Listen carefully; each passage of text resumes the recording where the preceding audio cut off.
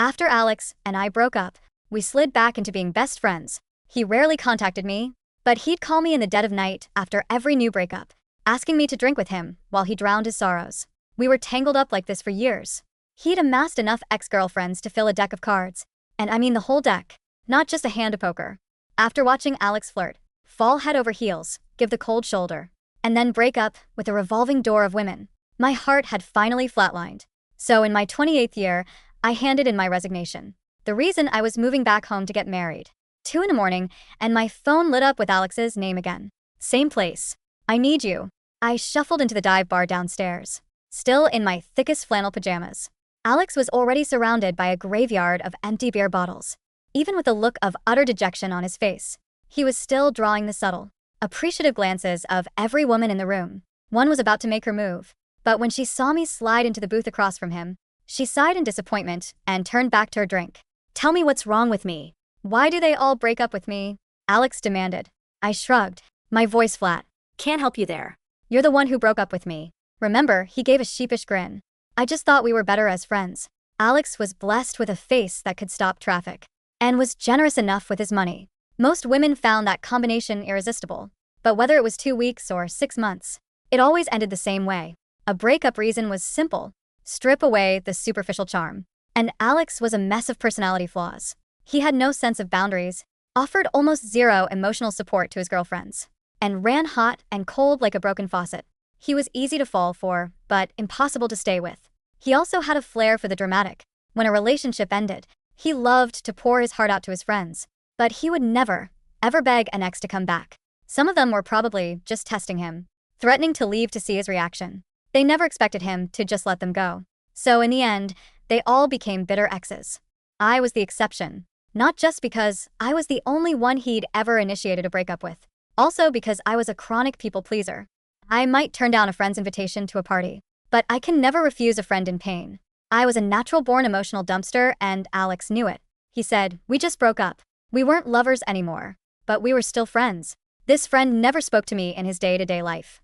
The second a romance imploded, my phone would ring in the dead of night, and I'd show up at the bar downstairs, hair a mess, still in my pajamas. I'd drink with him, pay the tab, and then take him home. Was Alex a player? Obviously. But God, he was beautiful. So, even knowing he was trouble, women lined up to get a taste. I was just one of them, an unremarkable one at that. And sometimes I'd feel a secret, shameful flicker of pride. Pride and being special. Why else would he call me out of all his exes? For comfort. Of course. I knew that was just a pathetic way to make myself feel better. The real reason Alex clung to me was because my self-respect was cheap. Never said no, but it didn't matter. There wouldn't be any more chances for that. Alex was a good drunk. Sober. He was the life of the party. All flash and swagger. Drunk. He became quiet, almost silent. His reactions were slow, but he was docile. He'd do whatever you told him. I got him home, pulled off his shirt and socks, and tucked him into bed. Alex stared up at me, his beautiful eyes wide and unfocused. Go to sleep, I said softly, patting his chest. He closed his eyes and drifted off. I spent the night on his sofa. The next morning, I was in the kitchen making him some broth. The door to the spare bedroom creaked open, and Alex's roommate, Leo, shuffled out, yawning, looked surprised to see me. Then his expression softened with understanding. Here, taking care of Alex again. I smiled and nodded, then plated up a portion of breakfast for Leo, too. This was Alex's apartment, but it was close to Leo's office. They'd been roommates in college and were still close. So Leo moved in to save on rent. Back when Alex wanted to break up with me, Leo had tried to talk him out of it, telling him I was a catch and he shouldn't be an idiot. But Alex had one rule. You could fight and argue all you wanted in a relationship, but once the word breakup was said by either person, there was no going back. Still, I appreciated the gesture, even though I suspected that in private. They both probably thought of me as the ultimate doormat. Just as the soup was ready, my phone rang. Leo, holding his plate, gave me a slight smile and started to step away to give me privacy. I waved a hand, telling him it was fine, and answered the call. Hi, Mom. Yeah, it's the weekend. No work today. I'm almost done packing. I already shipped the big boxes home. They should get there tomorrow or the day after. I have to go to the office on Monday to finish up the paperwork. I booked a train for the afternoon, so I should be home just in time. For dinner. Okay. Love you, Mom. Bye. After hanging up, I turned to Leo. I've got to go. See you around. Leo hesitated for a second, then stood up. I overheard your call. You're moving back to your hometown. I am. I nodded. Honestly, my parents are getting older, and their health isn't great. I figured I'd move back to be closer and help out. Does Alex know we didn't talk about it yesterday? It's not a huge deal, is it? Not that important. I slipped on my shoes and gave him a wave. Bye. Come visit my town sometime if you get the chance. Alex didn't contact me all weekend. I cleaned my apartment from top to bottom, had the landlord come for the final inspection, and checked into a hotel on Sunday night with my last suitcase. Then, for the first time in a long time, I called him. He arrived quickly asking why I'd picked a hotel for a meeting. He was a bit of a clean freak and wouldn't stay in anything less than a 5-star hotel. This place clearly didn't meet his standards. I leaned against the door frame, a small box dangling from my fingers. Want to try? Alex raised an eyebrow, looking genuinely surprised that I'd suggest it. My feelings for him were complicated, but ever since he broke up with me, we hadn't been intimate, mainly because he was always seamlessly transitioning between girlfriends. And I was never sure if he was actually single. You're the one who started this. Don't go crying later that I took advantage of you, Alex said, stepping forward and closing the door behind him. We're both single adults. It's mutual. How is that taking advantage? I knew exactly what I was doing. Once we crossed this line, I was done letting Alex use the friend excuse to invade my life. We were just two people with a physical history. We'd loved. We'd been entangled. And after this, it would be best if we never saw each other again. The next morning, my alarm jolted me awake. Alex groaned, burying his head deeper into my chest with such a dependent gesture. I sometimes wondered if he had a mommy complex. His parents had divorced when he was young. He was definitely starved for affection. I patted his head, got up, showered, dressed, and walked out with my suitcase. After finishing my paperwork at the office, I was on my way to the train station when a message from Alex finally came through. And the single number meant I'm awake and I'm making my presence known. I didn't reply. He didn't send another message. That evening I arrived home, tired and dusty from the journey. My parents had prepared a huge welcome home dinner, and the three of us ate together, laughing and talking. After dinner, my dad did the dishes. I went to my room to unpack a little, and my mom knocked and poked her head, in holding a photograph with a smile. Now that you're back, Mrs. Davis from downstairs came by. She wanted to know if you were interested in meeting this young man. Over the years, my parents had gently nudged me about my love life, but they never pushed. But my agreeing to move back was also, in a way, my agreeing to let them set me up. If he had their stamp of approval, it meant his family and job were at the very least decent. I took the photo. He had an average, pleasant face, not a stunner, but not unattractive. I smiled and nodded, sure, let's set something up. Life in my hometown was calm and quiet. My parents pulled some strings and got me a temp position at a stable government job. The pay was low, but the work was easy. The blind date we talked about was also scheduled. The guy, Mark, worked in the public sector and was polite and well-mannered. We met up 3 times and both had a good impression of each other. During this time, Alex messaged me 3 times. The first was, met a new girl. She seems cool. Attached was a heavily edited selfie of said girl. The second was, we're official. She's great, much more mature than the others. Last message came yesterday. Damn, I didn't text her back for one night, and she blew up my phone. So suffocating based on my experience. The next step after a message like that was a breakup. So with great foresight, I put my phone on silent before going to bed. When I woke up the next morning, I found that my phone had indeed been blown up. A screen full of missed calls from Alex, from his friends, from my friends. I opened my messaging app. Dozens of unread texts. Alex contacted every single one of our mutual friends. Girl, Alex is losing it. He called me in the middle of the night, saying you were missing and he couldn't reach you. You didn't tell Alex you were moving back home? He sounded really off. Sarah, if you see this, call Alex back. He's really worried about you. Besides those, most of the messages were from Alex himself. Why aren't you answering your phone? Come out for a drink. I'm downstairs from your old place. Not answering the door either. Are you sleeping that heavily? Your neighbor said you moved. What's going on? Where did you move to? You went back home. Why didn't you tell me? When are you coming back? You're not answering texts or calls. Don't tell me you've actually disappeared. Reading his messages made my skin crawl. Alex had never been like this. Usually if I didn't answer after 2 calls, he'd give up. Would never, ever cause such a scene. Waking up all our friends at 3 in the morning just to find me. The thought had barely crossed my mind when my phone rang. Again, it was him. I swallowed hard and answered my hello, coming out a little shaky silence on the other end. I tried again. Hello? This time Alex finally spoke. His tone as casual as ever. There you are. I was starting to think you'd been murdered. Sorry, my phone was on silent last night. No worries. Just don't do it again. He joked. I was about to call the cops. Sounded like he was driving.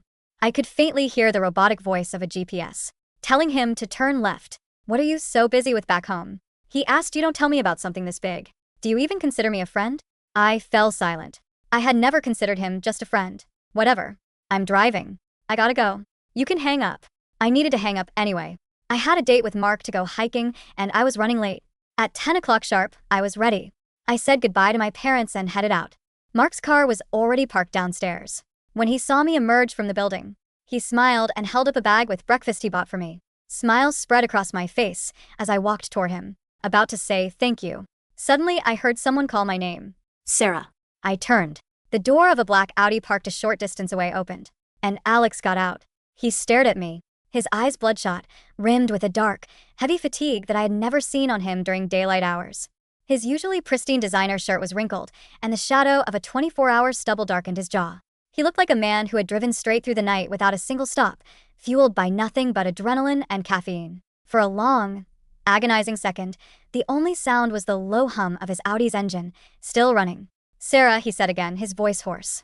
He took a step toward me, his eyes darting from my face down to the hiking boots I wore and then, inevitably, to Mark, who was still standing by the open passenger door of his SUV, holding the paper bag of breakfast. Mark's smile had faded into a look of quiet, polite confusion. He didn't look threatened. He just looked like a man trying to read the room. Alex, I said. My voice didn't shake this time. It was the same flat, even tone I'd used in the dive bar downstairs a few nights ago. What are you doing here? What am I doing here? He let out a dry, incredulous laugh, running a hand through his messy hair. I've been calling you for 12 hours. I drove 5 hours in the dark because I thought something had happened to you. I went to your apartment, Sarah. Some guy in his underwear opened the door and told me you'd moved out weeks ago. Why didn't you tell me? I did tell you, I said calmly. I told Leo. I assumed he'd mention it. And frankly, Alex, I didn't think my moving back home was something I needed to clear with you. His jaw tightened. He looked at Mark again, his eyes narrowing as he took in Mark's sensible outdoor gear, his clean-shaven face, and the overall aura of a man who actually had his life together. And who is this? Before I could answer, Mark stepped forward. He didn't do it aggressively. He just closed the distance between us, offering a hand to Alex with a steady, polite warmth. Hi, I'm Mark, a friend of Sarah's. Alex looked at Mark's outstretched hand for a beat too long before briefly shaking it. Alex, Sarah's best friend. The word friend felt heavy and twisted between us. I wanted to laugh, but the exhaustion of our years-long cycle was too heavy. We were actually just heading out, I said, turning to Mark with a small, apologetic smile. Do you mind giving us just a couple of minutes? Of course, Mark said smoothly. Take your time. I'll be in the car. He gave my shoulder a reassuring squeeze, a simple, grounding touch that made me realize how rare physical comfort was without some kind of transactional emotional debt attached to it. He got into his car, leaving the two of us standing on the quiet, tree-lined street of my childhood neighborhood. Once the car door shut, Alex's composure cracked. Are you serious right now? You move halfway across the province, you don't say a word, and now you're going on a hike with some local guy? Sarah, what is going on with you? Is this because of last week? Because of the hotel? His voice carried in the quiet morning air, and I went slightly, glancing up at my parents' second-floor window. Thankfully, the curtains were drawn. Last week was a goodbye, Alex, I said softly. Of goodbye. He stepped closer, his breath smelling faintly of stale coffee. People don't sleep together as a goodbye, Sarah. That's not how it works. You don't just check out of my life. We're best friends. We've been each other's constant for 5 years. No, I corrected him, looking him straight in the eyes. I have been your constant. You have been my passenger. You only call me when your ship is sinking, Alex. And I finally realized that if I keep pulling you out of the water, I'm going to drown myself. He stared at me, genuinely shocked. For someone who was so eloquent when he was breaking up with other women, he was remarkably speechless when the script was flipped. I needed you, he muttered, his voice dropping into that familiar, vulnerable register he used when he wanted comfort. Chloe and I broke up. It was awful, Sarah. She threw a vase at my head. I called you because you're the only one who actually understands me. I do understand you, I said. And that's exactly why I had to leave. I reached into my pocket, pulled out my car keys, and looked at him one last time. Go home, Alex. Get some sleep. You're driving on empty. Sarah, wait. I have to go, I said, turning my back on him. I walked toward Mark's car, my heart pounding a steady, rhythmic beat against my ribs. It wasn't the wild, fluttering panic of a girl in love. It was the heavy, solid thud of a door closing. I got into the passenger seat, pulled the door shut, and didn't look back as Mark pulled out of the driveway. The hike was quiet, but it wasn't awkward. Mark was intuitive enough to know when to speak and when to let the silence do the work. As we walked up the damp, pine-scented trail, the air clearing my head with every step, I found myself opening up to him in a way I hadn't expected. "An old flame?" Mark asked gently as we reached a clearing that overlooked the valley. "Something like that," I replied, holding a warm thermos of tea he had poured for me. More like a bad habit I couldn't break. I was his emotional safety net for a long time. "He looked like a guy who isn't used to being left behind," Mark observed, his tone entirely free of jealousy. It was just a calm, factual statement. "He isn't," I said. "He's beautiful, he's rich, and he's incredibly charming. He's used to women begging him to stay." I was the only one who didn't, mostly because I was too busy picking up his pieces after everyone else left. Mark looked at me, his eyes kind and steady. "And now I'm tired," I said, looking out over the misty hills of my hometown. "I just want a simple life, Mark. No drama, no middle-of-the-night phone calls. Just peace." "I can do simple," Mark smiled, his eyes crinkling at the corners. "And I promise, I don't own any vases for anyone to throw at me." I laughed, a real, genuine laugh that felt like it cleared the last remnants of the city dust from my lungs. For the rest of the day, I forgot about Alex. I forgot about the dark Audi, the red-rimmed eyes, and the frantic messages. I let myself enjoy the quiet, steady rhythm of a normal date with a normal man. But when Mark dropped me off at my parents' house that evening, my heart sank. The black Audi was still parked down the street. It was tucked under the shade of a large maple tree, its headlights off, but I could see the faint glow of a phone screen illuminating the driver's seat. "Do you want me to come in with you?" Mark asked, noticing my gaze. "No," I said, squeezing his hand. "Thank you, Mark. Really, today was perfect, but this is something I need to handle myself. If I don't shut it down completely, he'll never leave." "Okay," Mark said, his voice soft but firm. "Call me if you need anything." "Seriously, Sarah. Anytime." I nodded, got out of the car, and waited until Mark had driven away before walking toward the Audi. As I approached, the driver's side window rolled down with a soft hiss. Alex was leaning his head back against the leather headrest, looking utterly exhausted. He had a half-empty bottle of water in the cup holder and a box of convenience store sandwiches on the passenger seat. "You're still here," I said, leaning against the door frame. "I didn't know where else to go," he said quietly. "I tried to drive back, but I got as far as the highway turnoff and realized I couldn't do it. My head is spinning, Sarah. I haven't slept in 30 hours. "There's a motel near the highway," I said, my voice softening just a fraction despite myself. The chronic people-pleaser in me was clawing at my throat, begging me to invite him inside, to offer him our guest room, to make him a bowl of hot soup just like I had done for years. But I forced her back down. "Go there. Get a room. You can't drive like this." "I don't want a motel," he muttered, sounding like a stubborn child. "I want to talk to you. Just 10 minutes, Sarah. Please." "We are talking, Alex. And the answer is still the same. I'm living here now. I have a job here. I'm building a life here. There's no us to go back to, and there's no friendship where I am your on-call therapist." He looked up at me, his beautiful eyes suddenly filled with a raw, desperate sincerity that caught me off guard. "What if I don't want you to be my therapist anymore? What if I realized I made a mistake?" My heart gave a strange, violent shudder. It was the sentence I had spent my entire early 20s praying to hear. The words I would have sold my soul for when I was 24, crying myself to sleep in my tiny studio apartment while he was out with whatever model-turned-influencer he was dating that month. But hearing them now, at 28, in the damp evening air of my hometown, they didn't sound like a triumph. They sounded like a threat. "Don't do this, Alex," I whispered. "I'm serious," he said, reaching out to grab my hand. His fingers were cold. "When I woke up in that hotel room and you were gone, it felt different. I thought you'd be there when I woke up. You've always been there. And then Leo told me you were leaving, and it was like the ground just dropped out from under me. I've been a fool, Sarah. I know I'm a mess. I know I'm selfish. But I can change. If you come back, I'll try. I swear I will." I looked at his hand holding mine. Once, this touch would have sent a thrill straight to my core. Now, I just felt a profound, heavy sadness. "You won't change, Alex," I said gently, pulling my hand away. "Not for me. You might try for a week, maybe a month, but then you'll get bored, or you'll get scared and you'll run hot and cold again. And I don't have the energy to play that game anymore. I'm too old and I'm too tired. So that's it? You're just throwing away 5 years." "I'm not throwing them away. I'm leaving them where they belong," I said. "In the past. Go to the motel, Alex. Please." I didn't wait for his response. I turned and walked up the steps to my parents' house.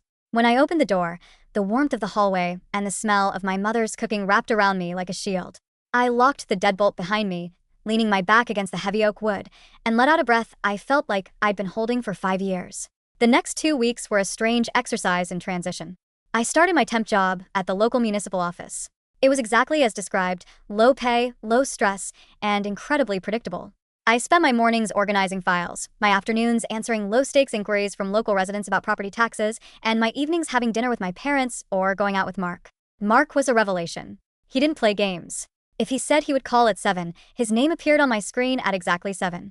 If we made plans, he showed up on time, his car clean, his mind present. He didn't talk about himself constantly, and he asked me questions about my day that showed he was actually listening. It was an incredibly peaceful existence, so quiet that sometimes I felt a strange, phantom itch, the residual anxiety of a soldier who had spent too long in a war zone, waiting for the next bomb to drop. But the bomb didn't drop. Alex didn't call. He didn't text. I assumed he had finally driven back to the city, licked his wounds, and found a new girl to distract him. After all, that was his pattern. He couldn't stand being alone for long. Then, on a rainy Tuesday evening, my phone rang. It wasn't Alex. It was Leo. I hesitated before answering, wondering if Alex was using his roommate to get to me. But curiosity and a lingering fondness for Leo won out. Leo? Is everything okay? Hey, Sarah. Leo's voice sounded tired, carrying the familiar background noise of a city, sirens and traffic. Yeah, everything's fine on my end. I wanted to check in on you. And, honestly, I wanted to see how Alex was doing. I frowned, holding the phone closer to my ear. What do you mean? Isn't he back in the city? A long silence stretched over the line. Sarah, Alex hasn't been home in 2 weeks, Leo said quietly. He called me from some motel in your town about 10 days ago, asking me to mail him some of his clothes. He said he was taking a sabbatical from work. He took a leave of absence, Sarah. He's still there. My stomach did a cold, unpleasant flip. He's still here? Where? I don't know exactly. He wouldn't tell me, Leo sighed. Look, Sarah, I know I told him he was an idiot for letting you go, but he's really spiraling. He's never acted like this before. Usually when a girl leaves, he gets angry, does some retail therapy, and moves on. But this, he's completely obsessed. He's not sleeping. He sounds like a ghost on the phone. I'm worried about him. Leo, I can't fix him, I said, my voice rising slightly with panic. I moved back here to get away from this exact cycle. If I step back into it, I'll never get out. I know, Leo said gently. And I'm not asking you to take him back. I thought you should know. He's not himself, Sarah. Just be careful. He doesn't have any boundaries when he's like this. After I hung up, I stood in my kitchen, staring out at the rain streaking down the window pane. The peace I had spent the last 2 weeks building suddenly felt incredibly fragile, like a glass house built on a fault line. I didn't tell my parents, and I didn't tell Mark. I wanted to believe that if I ignored it, the problem would go away. Alex was a creature of comfort. Surely he would get tired of living in a damp, small-town motel and go back to his 5-star lifestyle. But I underestimated how much a man who had never been told no would lose his mind when he finally encountered a lock he couldn't pick. The confrontation came 3 days later, on a Friday evening. Mark had invited me to a small local diner for dinner, a cozy, retro place with neon lights and the best milkshakes in the county. We were sitting in a vinyl booth near the back, laughing over some gossip about the local town council, when the bell above the door chimed. The air in the diner suddenly felt heavy. I didn't even have to look up to know who it was, but my eyes drifted to the entrance anyway. Alex stood in the doorway. He looked unrecognizable. He had lost weight, his sharp cheekbones even more pronounced than usual. He was wearing a simple gray hoodie and jeans, clothes that looked like they had been bought in a hurry from a local department store. But despite the casual wear, his presence was still magnetic, drawing the eyes of the older couples and teenagers scattered throughout the diner. He scanned the room, his eyes locking onto me with a frightening intensity. "Oh no," I whispered under my breath. Mark noticed my expression and turned around in his seat. His shoulders tensed as he saw Alex walking directly toward our booth. "Sarah," Alex said as he reached our table. He didn't look at Mark. He kept his eyes entirely focused on me, his expression a mixture of desperation and a strange, manic hope. "We need to talk." "Alex, you need to leave," I said, my voice low and sharp, trying to keep the other diners from staring. "This is stalking. You need to go back to the city." "I'm not going back without you," he said. He didn't yell, but his voice had a terrifying, quiet resolve. I tried. I spent 2 weeks in that motel, Sarah, thinking about everything. I wrote down all the things I did wrong. Look. He pulled a crumpled piece of notebook paper from his hoodie pocket and tried to hand it to me. I listed them. I don't give you enough support. I'm selfish. I run hot and cold. I have no boundaries. I wrote it all down, Sarah. I've never done this for anyone. I'm admitting I'm wrong. Doesn't that mean something? Alex, please, I said, feeling a hot wave of embarrassment and anxiety washing over me. Put that away. Mark stood up from the booth. He was slightly taller than Alex, his broader frame creating a physical barrier between Alex and our table. Listen, mate, Mark said, his voice calm but dropping into a dangerous, protective register. She asked you to leave. You're making a scene. Step back. Alex's eyes finally flicked to Mark. A dark, ugly sneer crossed his beautiful face.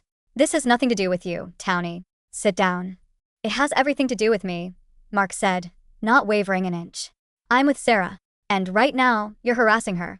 I'm going to ask you one more time, very politely, to turn around and walk out that door. The tension in the diner was palpable. The waitress behind the counter had stopped wiping the grill, her hand hovering over the telephone. Alex looked like he was about to swing, his knuckles turning white as he clenched his fists.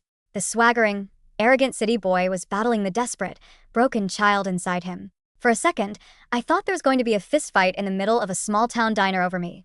The ultimate doormat. But then, the sheer absurdity of it struck me. Stop it, I said, stepping out of the booth and putting myself between them. I looked at Alex, my eyes fierce and entirely devoid of the pity he always relied on. Both of you stop. I turned my full attention to Alex. You want to talk, Alex? Fine, we'll talk. Right now. Outside. Sarah, you don't have to. Mark started, looking at me with concern. I do, Mark, I said, giving him a quick, reassuring look. It's okay. I'll be right outside. I promise. I grabbed Alex by the sleeve of his hoodie. The fabric felt cheap and damp, and dragged him out of the diner. The cool night air hit my face, a welcome relief from the stifling heat of the restaurant. We walked to the side of the building, under the dim yellow glow of a security light. The rain had stopped, but the pavement was still wet, reflecting the neon sign of the diner like a pool of spilled ink. Look at yourself, Alex, I said, turning to face him. Look at what you're doing. You've uprooted your life. You're staying in a terrible motel. You're picking fights in diners. This isn't love. This is a tantrum. It's not a tantrum, he cried, his voice cracking. He looked so fragile in that moment, the beautiful facade completely stripped away, leaving only the hollow, insecure boy whose parents hadn't loved him enough. I'm terrified, Sarah. I've never felt like this before. When other girls left, I felt a little sting, maybe a blow to my pride, but then I forgot their names in a month. But you, every time I close my eyes, I see you standing in that kitchen making me broth. I see you paying the tab when I was too drunk to find my wallet. I see you in those ridiculous flannel pajamas, laughing at me. I didn't realize how much of my life was built on you until you took it all away. That's because you didn't love me, Alex, I said, my voice dropping to a gentle, painful whisper. You loved the way I loved you. You loved having a mirror that only reflected your best parts and absorbed all your worst ones. But a mirror doesn't have a soul. I do. And I was dying inside. Tears began to well up in his eyes, thick and heavy. He looked at me, his lip trembling. It was the first time in 5 years I had ever seen him cry. I can love you, he sobbed, reaching out, his hands trembling as they hovered near my shoulders, not quite daring to touch me. I can learn how to do it. Just come back. We don't have to live in the city. I'll buy a house here. I'll do whatever you want. Just don't leave me in the dark, Sarah. Please, don't leave me. For a split second, the old Sarah, the chronic people pleaser, the girl who would have torn her own heart out to stop a friend from crying, screamed at me to hold him. To tell him it was going to be okay. To slip back into the comfortable, toxic warmth of our shared dysfunction. But then I looked past his shoulder, through the glass window of the diner. Mark was standing near the door, keeping his distance but keeping his eyes on me, ready to step in the second I gave him a sign. He looked steady, safe, like a lighthouse in a storm. And then I looked back at Alex. I realized that if I went back to him, I would spend the rest of my life managing his tantrums, soothing his insecurities, and waiting for the next inevitable breakup when the novelty of his redemption wore off. I would never have a quiet life. I would never have peace. I can't save you, Alex, I said softly. And I'm not going to try anymore. Sarah? The night at the hotel, I continued, my voice steady and clear.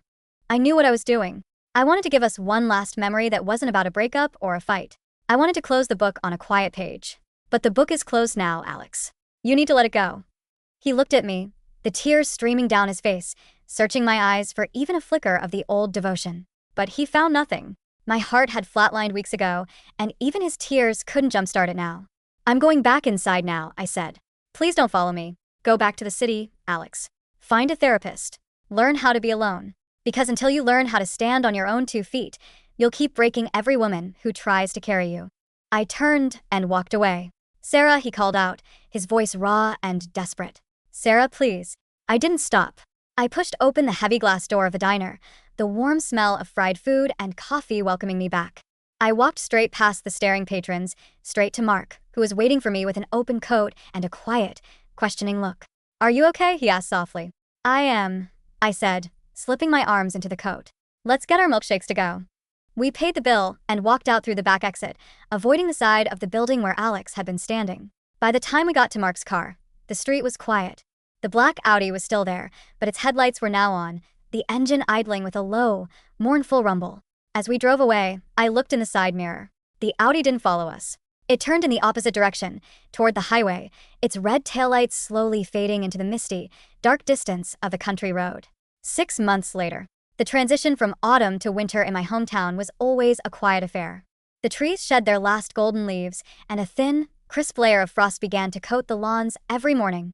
I had been promoted from my temp position to a permanent administrative role at the municipal office. The pay was still modest, but it was enough to rent a small, sunny one-bedroom apartment of my own, just 3 blocks from my parents' house. My apartment was simple. No designer furniture, no 5-star standards.